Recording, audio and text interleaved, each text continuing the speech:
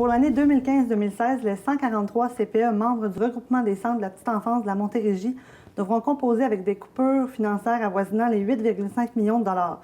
Afin de protester contre ces compressions budgétaires, une dizaine de CPE de la région ont entamé une importante campagne de sensibilisation il y a de cela quelques semaines. Donc, on fait le point sur la situation en recevant en studio le directeur général du CPE Cachalot de Châteauguay, M. Stéphane Cadieux. Bonjour. Bonjour. Merci d'être là. Merci de m'inviter. Donc, dans un premier temps, expliquez-nous un peu quelle forme prend cette protestation-là, parce que c'est très pacifiste, là, je crois. C'est au niveau d'un affichage et tout, donc expliquez-nous. Exactement. Dans le fond, la campagne, elle a commencé autour de la semaine du 17 novembre, à travers le Québec, mais principalement en Montérégie. Là, on parlait de Sorel-Tracy jusqu'à Saint-Lazare. Donc, le territoire est assez large. Oui, exactement. Dans le fond, ce qu'on voulait faire, c'est qu'on voulait dénoncer les coupures et puis les mesures d'austérité que le gouvernement Couillard nous imposait. Et puis, de cette façon-là, on a décidé d'afficher devant la devanture de chaque installation. Dans le fond, c'est pour montrer à la population l'argent que le gouvernement venait chercher ou récupérer ou nous coupait dans nos budgets annuellement. Donc, les montants sont affichés là, sur Oui, c'est ça. Exactement. OK, parfait. Et pour la prochaine année, en fait, le regroupement des centres de la petite enfance de la Montérégie estime que les coupures vont être entre 120 et 130 millions de dollars pour tous les CPE du Québec.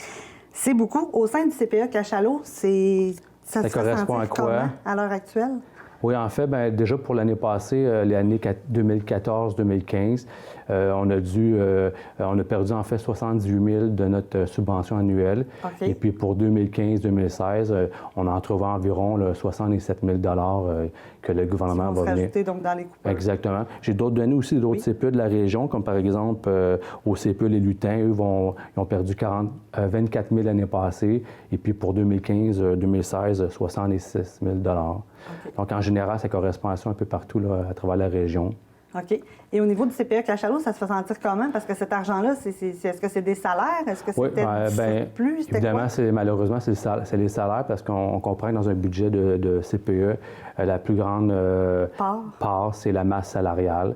On a déjà entamé des coupures l'année passée, soit des heures au niveau de la pédagogie, donc les heures qu'on donne auprès des enfants.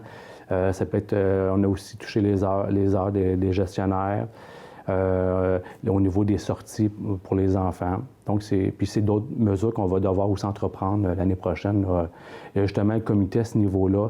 On se rencontre justement cette semaine pour trouver des solutions au sein du CPE Cachalot, de dire où qu'on peut aller chercher des sous sans affecter trop les enfants. Là. Donc, c'est un peu ma prochaine question également. Vous êtes déjà, là, si je comprends bien, en mode de recherche de solutions, parce qu'on le disait, les coupures s'en viennent.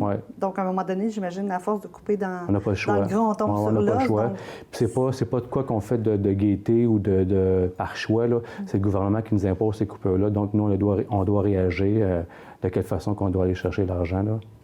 Puis est-ce que vous craignez peut-être la fermeture? Parce qu'à un moment donné, on va parler de la survie vraiment des CPE. Est-ce que c'est quelque chose qui... Bien, c'est ça que ça inquiète tout le monde.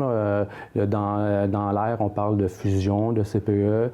Il y a aussi toutes les nouvelles constructions qui doivent être mises sur pied. Bien, le gouvernement nous impose d'investir 50 des infrastructures là, pour les bâtisses. Encore là, ça veut dire que la plupart des CPE ne pourront pas les mettre sur pied, ces projets-là, parce que le gouvernement vient déjà chercher les sous là, dans nos comptes. Là. OK. Donc, puis au CPE Cachalot, il y a combien d'enfants présentement? Présentement, il y a 80 enfants. Sauf que j'ai obtenu du gouvernement le permis pour développer 2 autres installations de 60 enfants chaque. Donc, ces projets-là sont mis sur la glace parce qu'on ne sait pas... en raison d'un manque de fonds, j'imagine? C'est clair. OK. Est-ce qu'il y aurait un besoin? Donc, est-ce que... Absolument, bien oui. Absolument, parce que le gouvernement a déterminé...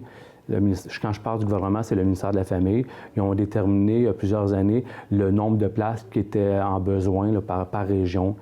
Et puis pour Châteauguay, a déterminé qu'il manquait encore minimum de 120 places en centre de la petite enfance. OK. Donc vos 2 installations de 60 permettraient de combler... Oui, entre autres, c'est ça. Ce besoin-là, c'est sûr que probablement qu'il y en a qui se sont rajoutés donc depuis, là, étant donné que les données datent...